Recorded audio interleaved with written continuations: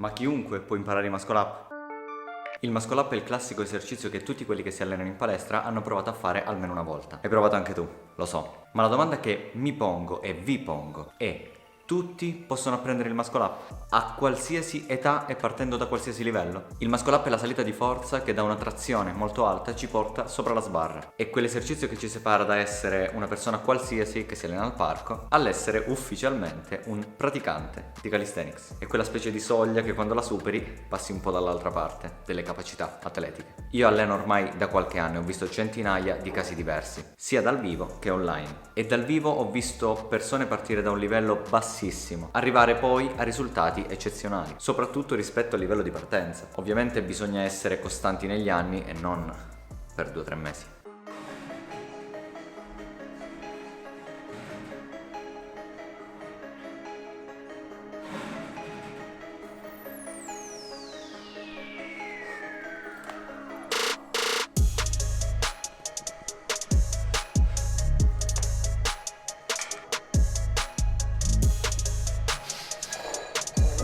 La maggior parte dei ragazzi che avete visto qualche anno fa non riusciva a fare neanche una trazione. Vediamo sempre la punta dell'iceberg, lo diciamo spesso, però è vero e capita di continuo. E quindi facciamo fatica a comprendere il sacrificio altrui e non comprendendolo non siamo disposti di conseguenza a subirlo, precludendoci la possibilità di andare molto oltre il livello attuale. Spesso, e questo è vero quasi per tutto, non raggiungiamo gli obiettivi prefissati semplicemente perché non ci crediamo abbastanza. E quante volte abbiamo sentito questa frase, però non siamo stati veramente attenti e non abbiamo riflettuto al reale contenuto di questa frase e a quanto sia effettivamente semplice, banale e vero. La verità è che non siamo in grado di sacrificarci per anni col fine ultimo di ottenere un risultato che va sopra la media. E per avere un risultato sopra la media è inevitabile il sacrificio. E poi non è per tutti la stessa cosa. Non tutti vogliono emergere, non tutti vogliono arrivare al vertice del proprio campo. Però se hai questa mentalità, se vuoi crescere, ma non sei disposto a sacrificarti,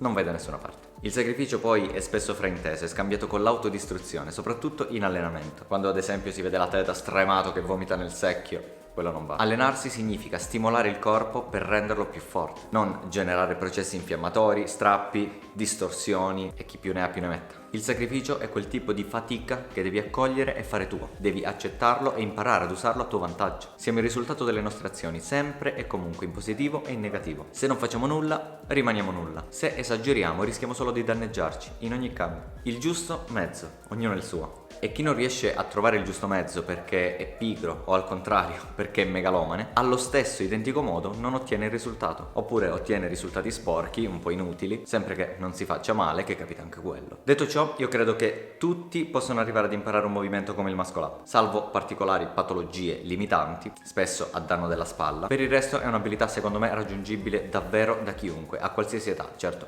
non a 80 anni. Perciò, se ti alleni, se pensi di essere forte e non sai fare il muscle up, e allora non sei così forte come credi. Scherzo. Comunque allenatevi, perché si può arrivare. Non dico a tutti gli esercizi, ma alla maggior parte sì.